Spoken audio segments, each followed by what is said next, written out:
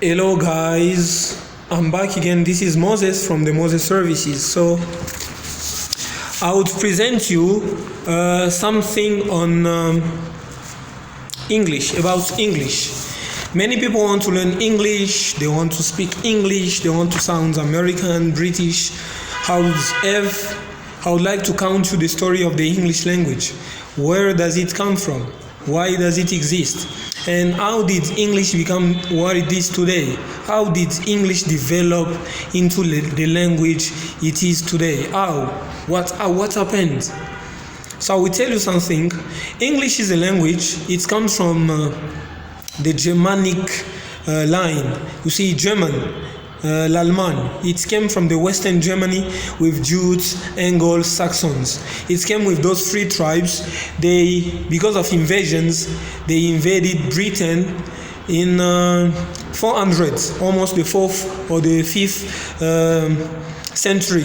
They came to England, and actually, in England, English was not spoken the way it is today. It was not spoken the way we know it today. It was not English. When they arrived, the Anglo-Saxons, it means the Saxons, the tribe of the Saxons, and the Angles, they were very powerful, that they found in England people were speaking the Celts.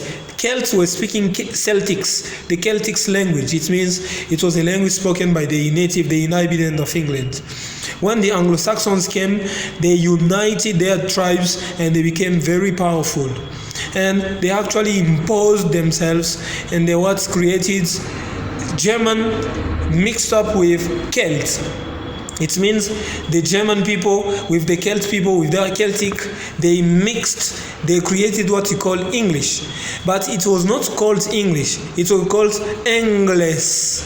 First it was English, and it became English with time. It went through some improvements.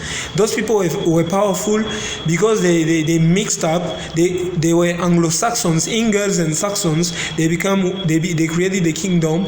England was called Anglo-Saxon, and they created the Anglo-Saxon language. They call it Anglo-Saxon English, and in history it is called Old English. That Old English has got many terms from the German language, a lot of terms, such as we have words which we are using almost every day. They come from that language. They were basic words. Earth, there were words like Nost. You see, all those words come from the Germanic language. And they entered into the Celts, and they formed what you called Old English. Old English, it is found in the Louis II Bible. If you read it, it is difficult to understand simply because they use those English, that Old English. But we also have Middle English. Middle English, it is France. Formerly, it was not called France, it was called Normandy. Normandy was directed by a duke. That duke was very powerful. He went to invade England with his army. He overtook the power and he replaced English, which was Old English, by French. Reason why we have many French languages in English. For instance, all the words ending in tion, nation, congratulation, explanation, and so on. All those words come from French.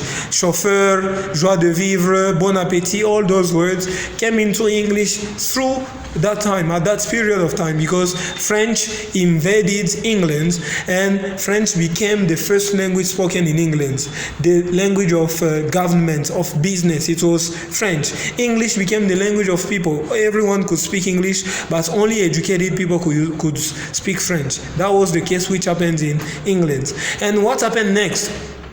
With time, things improved. Then came William Shakespeare with his sonnets. He was a poet. He was writing books, sonnets. He wrote a lot of things. He was creating words. He was inventing new terms to explain things he could see around. And the reason why they call him the father of English, simply because he contributed to the English language with a lot of words, more than 1,000. With his poems, he's the greatest writer, poet of all time, dramatist. He is very great. And they gave him you see, like French belongs to Molière, English also belongs to Shakespeare, William Shakespeare. You can read his sonnet, they are very wonderful, about love, about his mistress and so on, about the shepherd. He compares nature, he compares women to metaphors. It's very wonderful. Just go for them and you will discover the history of English through that man. It's very powerful. Then English started spreading with time. You see, Christopher Columbus went to the US, he didn't know that it was the US. He found some Amerindians, some Indians. And from that time lapse, American English started with Christopher Columbus. How? When he met Indians, they had things which could not exist in England, even in Europe, such as the shoes called moccasins, le mocassin in French. Moccasins did not exist in English. They only came after Christopher Columbus met Indians in India.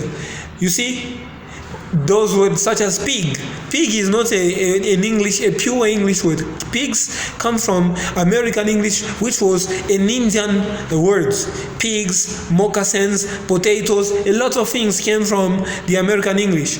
The fact of writing a letter back to England by Christopher Columbus mentioning all those words. Oh, I met some Indians, some Amerindians, because America and Indians met Amerindians. They were putting on shoes called moccasins. They were elevating pigs. You see, all those new terms made what we call today the American English. And with time, colonization went to India, to South Africa, to some English countries, and all over the world. Whenever English colonizers, English speaker, the English language entered a certain territory or entered the mind of a speaker, automatically it creates a new accent, a new dialect, a new idiolect, a new sociolect into the person, into the community, into the place where it arrives. You see, whenever English comes into your mind and you express it out, it is no more American English, it is no more British English, it is your English. Reason why, in my deep belief, I think that Congolese English exists simply because Congolese have learned English and they are using it to talk about their realities of life, their daily life, their realities, what they are living, events and so on. You can talk about Chikata. I'm not sure that a person can understand Shikata. Only Congolese can understand. Even in English, Shikata, Fachi Beton, you see, de père et de mère. We can take all those words and we put them in English. We Englishize them. This is Congolese English. Congolese English is not the fact of having a grammar book and so on. No. The fact that English enters Congo, spoken by Congolese, learned and taught by Congolese in schools, automatically it creates what we call a dialect of English. We call it Congolese English.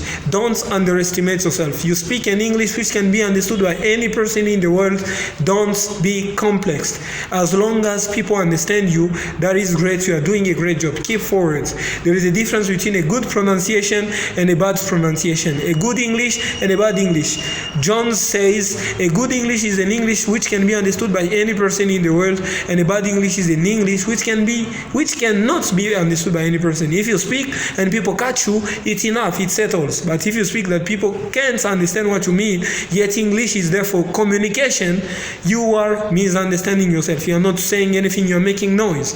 Thank you so much. This was a short history and motivation about the language which we all like, English.